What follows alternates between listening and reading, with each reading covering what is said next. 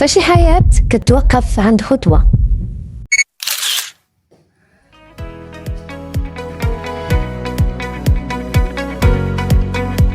احنا هنا في سونتر اورتو سماينين، الهدف ديالنا هو رجعلك المشية الطبيعية ديالك.